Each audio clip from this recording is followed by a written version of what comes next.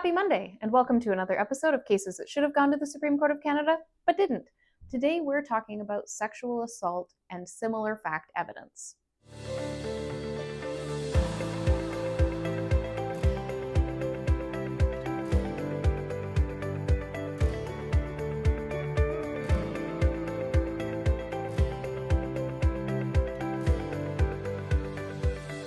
Cases that should have gone to the Supreme Court of Canada, but didn't. Mr. Wilson was on trial for sexual assault with two different cases. In one case, the complainant in the other case testified and presented what is known as similar fact evidence to try and substantiate the evidence of the complainant in the first case. In the second trial, that complainant testified alone, and Mr. Wilson was acquitted in their trial, but convicted in the first trial. After his conviction on the first trial and his acquittal on the second trial, he argued that he should have his case reopened on the basis of new evidence and filed an appeal, which was allowed. The Crown appealed the decision to allow him a new trial, and the Court of Appeal overturned that decision. Mr. Wilson sought leave to the Supreme Court of Canada, and they dismissed the leave application.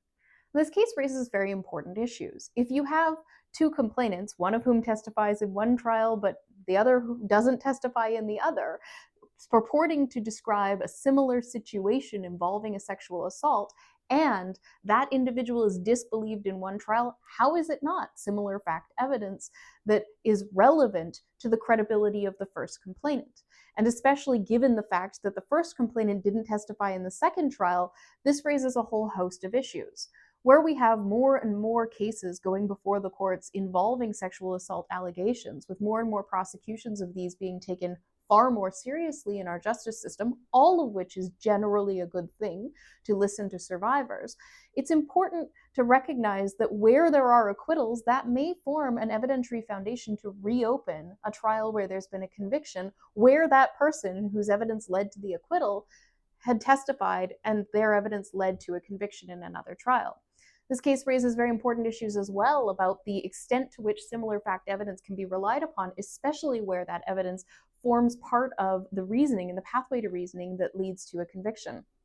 In circumstances like this, the Supreme Court of Canada ought to have honed in on the way in which similar fact evidence is being used, particularly in sexual assault cases, where it is becoming more and more common, in order to prevent it from doing what it was originally supposed to be prevented from doing through the trial judge's ability to control the amount of information that comes in under the similar fact rule, which is to create more of a prejudicial than a probative effect. And one does leave with the impression that this could have created a prejudicial, not a probative effect without the evidence of the acquittal being brought forward in the circumstances. Unfortunately, the Supreme Court of Canada really missed the opportunity to hone in on some of the problems with the way that similar fact evidence and its admission in courts have evolved over the years, and it's going to take another case before this issue rises to the level of the Supreme Court of Canada again. Cases that should have gone to the Supreme Court of Canada, but didn't.